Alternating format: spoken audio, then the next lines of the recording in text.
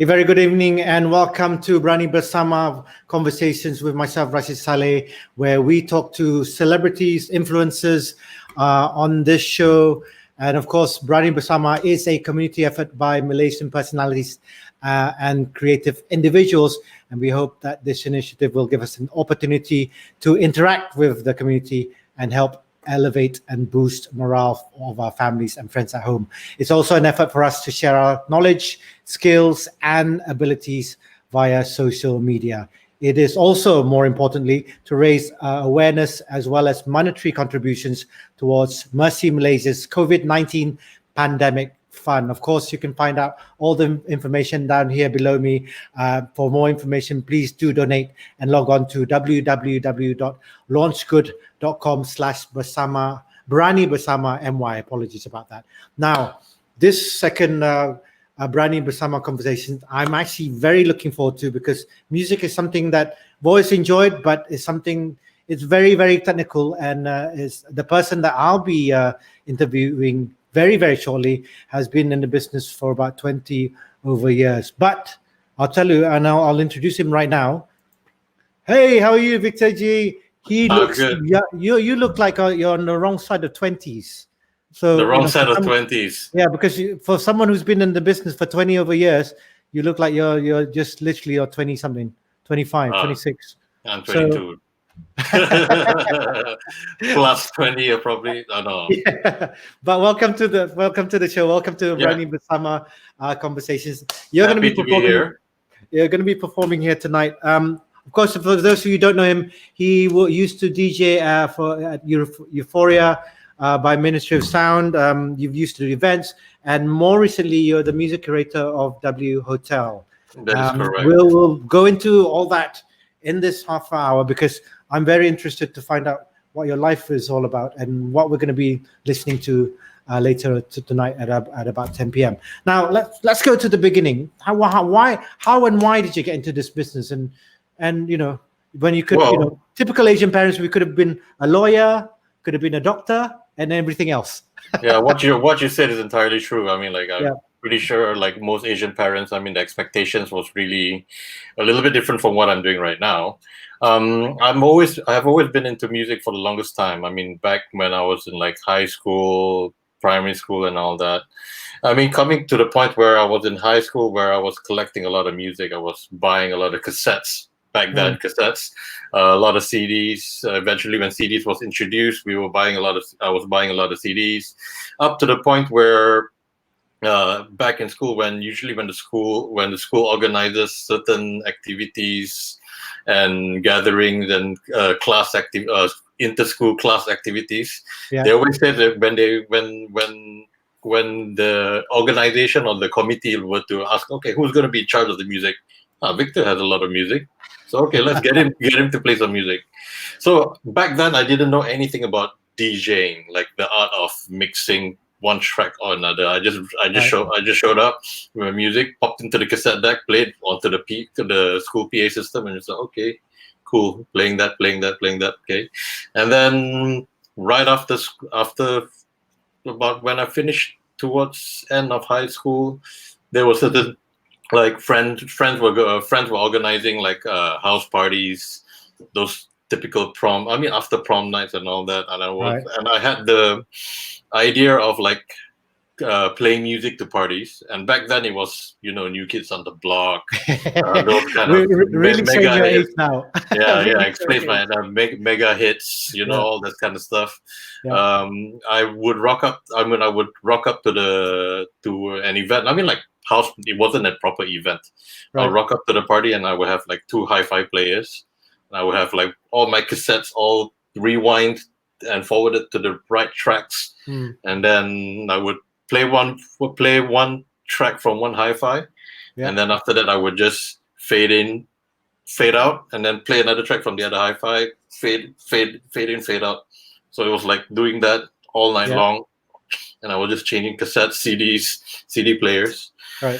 And fast forward, after I finished high school, I moved to KL to continue my studies. I went to college at first I went to college in Nilai College, and I was introduced. I mean, not introduced. tasked to DJ. Now it's DJing for the annual prom night or something like that, for the college prom night. Yeah. And I mean, like that time as well, I mean, like I had a few exposure into like how a DJ equipment worked. However, those college prom night, it was still the normal PA system, CD players, normal CD players, cassette decks, and all that. I was doing the same old thing that I was doing back in high school.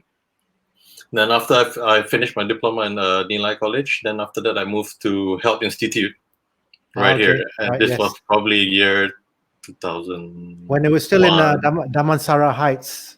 Yeah, Pusat Bandar Damansara. Yeah, PBD. The underground. Yeah, the underground. Yeah. Okay. So I was living in Bangsa that time, and what should I call it?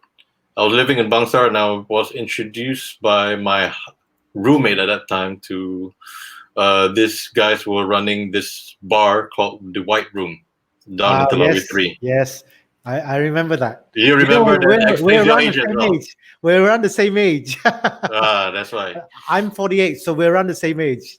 I'm 22 only, so don't yeah. I forgot. Yeah. All right. That's my mental age too. Yep. All right. Okay. So I took up apprenticeship at this bar.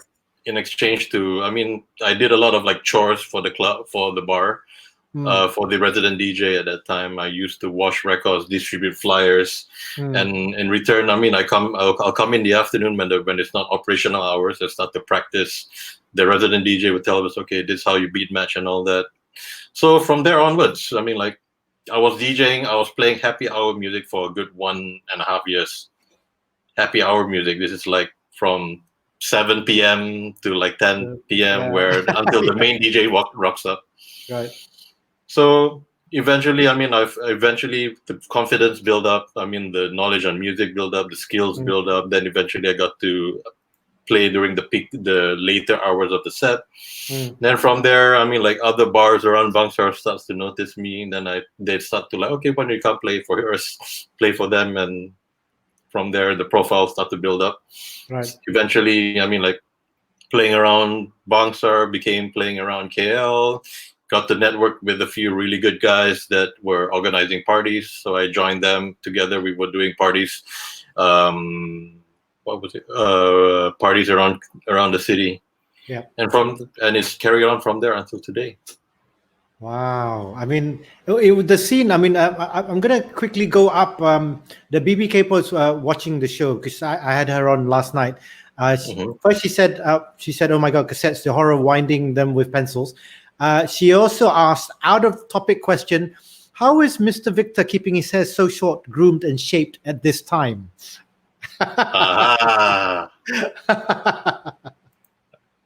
What's your answer to that? Well, I have a really good friend that lives nearby. Oh, okay. We'll keep it as that then. There you go. That's your answer, BB. Yeah. Really nice room. Now, obviously, we will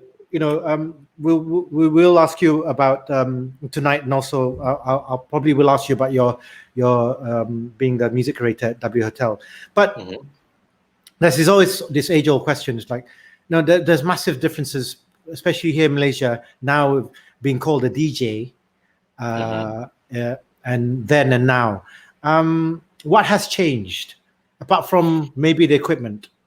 Yeah, I mean, technology has changed. I mean, the medium of promotion has definitely changed as well. Of course, I mean, like back in the day, I mean, it's more on like skills on the decks, skills in the studio making music. Well, today, I mean, like you have to be somewhat a social media expert by now as well. There are different ways of platform to promote your music. We have different platforms to push the music, and of course, I mean, social media does play a big role in promotions and how to get your profile up there as well. Because I mean, today, I mean, like an average person spends, I think, probably 6 hours a day staring on social media. So I mean, that's one of the main ways. I mean, of course, technology has also evolved. Back then I was playing turntables, as you can see behind here. Then right now, I mean, like right now I could just rock up to the club with a USB stick or a memory card, and it would have probably 10,000 tracks in it, as compared to lugging like 50 crates of 50 vinyls in one crate, which is about like 30 kilos. Wow. Well, you know what? There's a question before I ask the next one. There's Kate Lou. She's like, "What would you dream of doing one day besides from DJing?" Well, I've always have a dream to open up my own outlet. I mean, it's not just a clubbing outlet. I always like F&B, so I'm always a big fan of food. So one of these days, I mean, like, it'll be nice to have my own. I mean, to have my own business that runs a good restaurant and bar as well. And of course, I mean, the bar comes with the DJ console on the side, where we can come and jam, play good music, and just hang out. And preferably, this venue will be nice to have it by the beach. Like a massive beach hut kind of venue. And at the same time, so beach hut. It starts with a beach hut, then probably could progress to like a beach club or a day club or whatnot. So but not the beach club. We're actually not the KL beach club. Okay. You've mentioned over the years how you got into it, but the other question is, how did your taste in music change from the cassette days to what it is now, and what were your influences? Okay, I mean, like, back in the day, I mean, from the cassette days, like I mentioned earlier on, I mean, like, I play a wide variety of music which appealed to the kids back then. I mean, of course, back in behind the scenes, I think it was 96. I was 16 years old. I was introduced to bands. I mean, like, groups like Prodigy, Chemical Brothers, Orbital. I mean, like, that was like my introduction to electronic music. Then when I came to KL, it was when I moved to KL. This was around 2000. It was like a big birth of electronic music. Right. House music was sort of like taking a big introduction in KL. There was like venues such as I'm pretty sure you're familiar, like the Back Room. There was Movement and all that. And of course, I mean, like, everyone was. I mean, if you were there, I mean, I'm sure BB Capo was there as well. So, she was busy with Boom Boom Room. Boom Boom Room, Boom Boom Room. I mean, like, I came. By the time I came to KL, I mean, I've always heard of Boom Boom Room. Yeah, I knew the players that was behind Boom Boom Room, Mark, Joanne, and all those crew. That was behind the success of Boom Boom Room back then. But unfortunately, I mean, by the time I moved to KL, Boom Boom Room was already closed down. Yeah, and I was back then started my career. I mean, a career DJing. I mean, it starts off as a hobby back in the streets of Bangsar, and how I built it up from there. Right. So coming back to your question earlier on how my taste of music changed. I mean, it has always been a revolve around electronic music. I mean, like, there are certain tides where the trends change, where there's a certain popularity of certain subgenres of music, certain trends of certain elements. When it comes to house music, there's always disco house. There was really good. It was really trendy, and then after that, there was a bit of tech house, which is very much techno influence. That became the big trend as well. Then there was like the melodic side of house. There was big trend. I mean, music in overall, it evolves from time to time. So it's how you keep yourself, or how I keep myself relevant into the times of, to the ever-changing tough times. Right. But of course, I mean, not forgetting the roots as well. I mean, I still appreciate the older side of house music, the classic house. I mean, like the stuff which has influenced me throughout the time that I've developed myself on how I became today.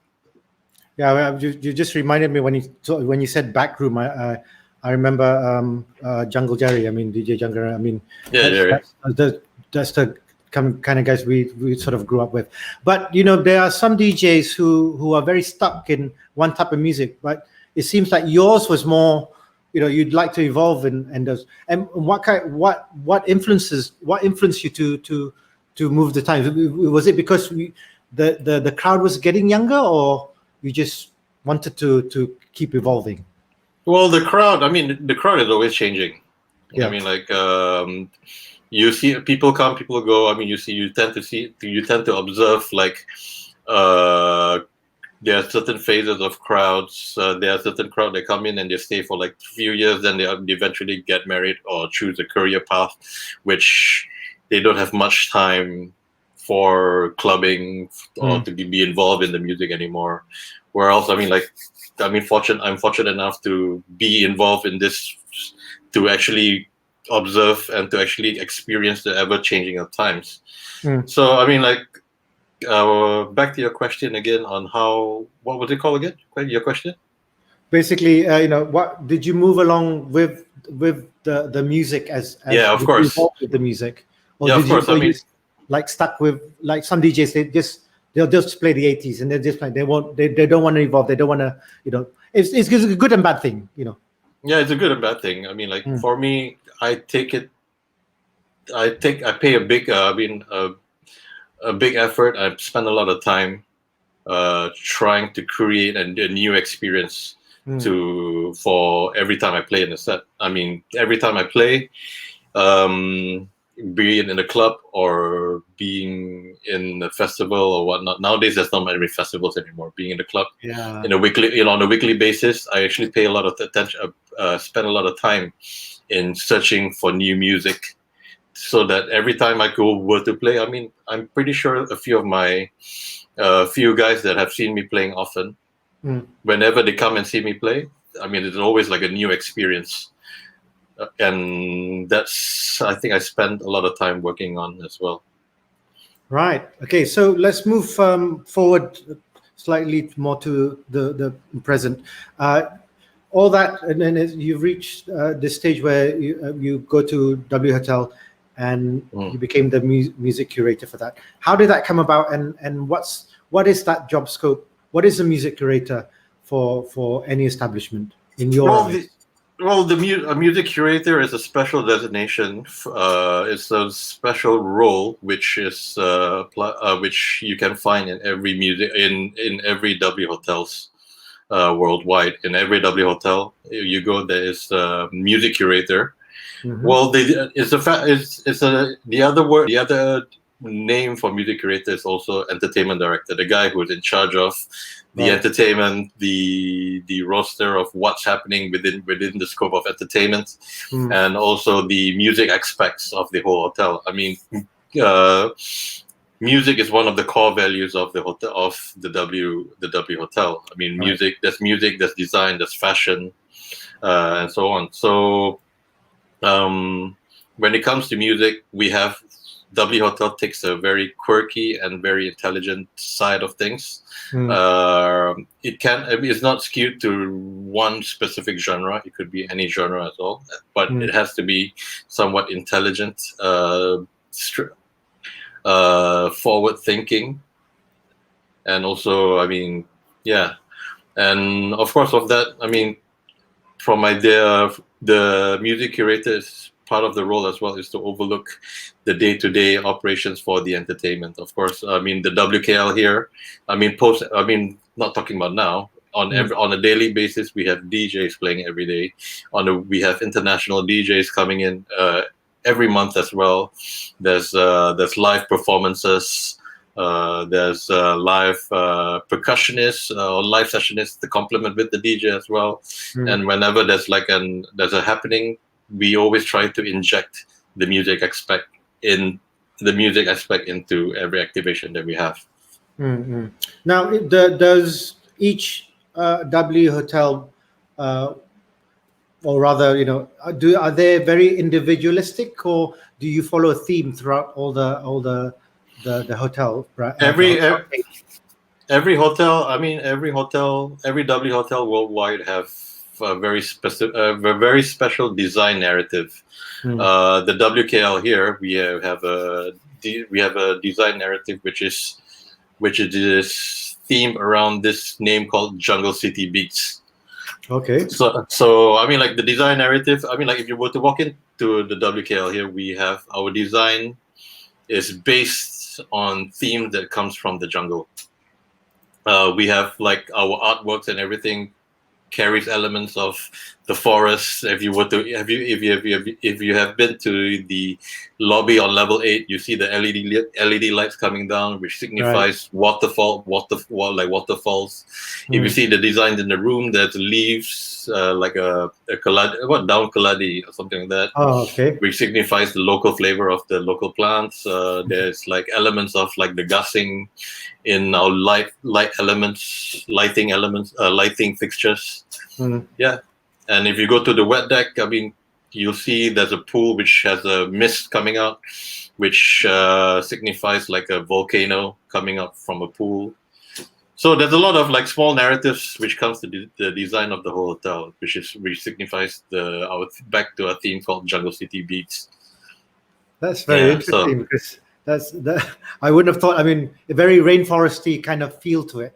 Yeah, definitely. And very Malaysian. That's interesting because I wouldn't have thought that the whole, because usually when you go into a hotel, you see the decor, you don't think about that it has been curated in that sense, and it's very interesting to find out that W Hotel does that. Now, in terms of the music curation, for you, what was your motivation? What was your objective for your specific hotel in W?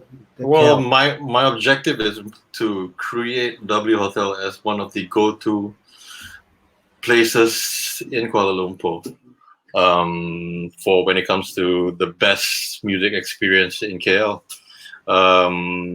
We have, I would say, one of the best rooftop bars in the city. We call it the Wet Deck, which overlooks the KLCC towers. And on top of that, fortunate enough, I mean, like we have a very strong team that has always been very supportive when it comes to conceptualizing ideas and executing like creative ideas when it comes to delivering a really good entertainment experience at Wet Deck. Okay. Do you still DJ now and again when you're there? Yes, of course. I mean, like from time to time, monthly, I would say I DJ around like probably 3 to 4 times at Wet Deck or Woo Bar or during the Sunday brunch. But usually the Sunday brunch itself, I have a resident DJ that plays there, Gracie. And of course, I mean, from time to time, on daily basis, I have our set of resident DJs, which plays on specific dates as well. Oh, that's very interesting. Now, before we go on to what I call the highlight of tonight, just quickly let the audience know that, of course, you're here with me and Victor G on Berani Bersama Conversations. This is a very much a community effort to raise awareness and as well as monetary contributions towards MERCY Malaysia's COVID-19 pandemic funds, and involves basically influencers and personalities, and basically we would like to elevate and boost morale for families and friends out there. And for those of you who'd like to donate, please log on to www.launchgood.com. There is /beranibersama.my. Now, tonight's gig, and it is yes. gig, 6 p.m. How did you? What was your thinking behind that, and what kind of music are we expecting? It's going to be dancing in the dark lights. Well, I mean, like what I'm preparing for tonight is what is usually you will hear when you come to the Wet Deck on the weekends. It's going to be Pine Energy. It's going to be pumping. It's what revolves around the house music. Expect on what we usually play on the weekends, on the Friday, on the Saturday at the Wet Deck. So. Okay, so what kind of music would that be? I mean, for those who've never been to the Wet Deck. Oh, okay. It's basically house music. Okay. More upfront, a bit of melodic house, funky, groovy house. Well, we'll see. I mean, I haven't actually planned. I don't really usually plan a set way ahead, like what tracks I'm going to play. Right. It's usually when I rock up and it just takes off there, see what I feel like, what really works the crowd. And if anyone is tuning in tonight, just feel free to comment. I'll be viewing the comment section. Show your support. Don't forget to donate in for MERCY Malaysia. So yeah. Now this is where it gets really interesting, because we're so used to performing or DJing in front of a crowd, a physical crowd. This is, with this MCO, a lot of people have had to rethink of how to do this. Last night we had BB Capo, who did a performance in front of a Zoom crowd. You're going to be performing, and you won't know the reactions of people who are going to be listening to this. How different is it to be doing that and then getting a feel of what kind of music you're going to be playing? Well, I mean, fortunate enough, fortunate enough, I don't get people bugging me for requests, like tapping my shoulders, like, can you play this song or whatnot. I'm in the comfort of my own studio over here. But of course, I mean, it's way different than playing in front of a crowd, in a nightclub or in front of or in a bar.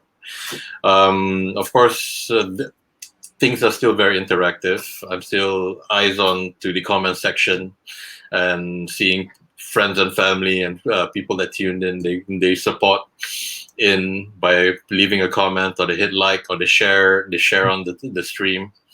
That way it's very, it's gratifying where people come in and tune in and show their support.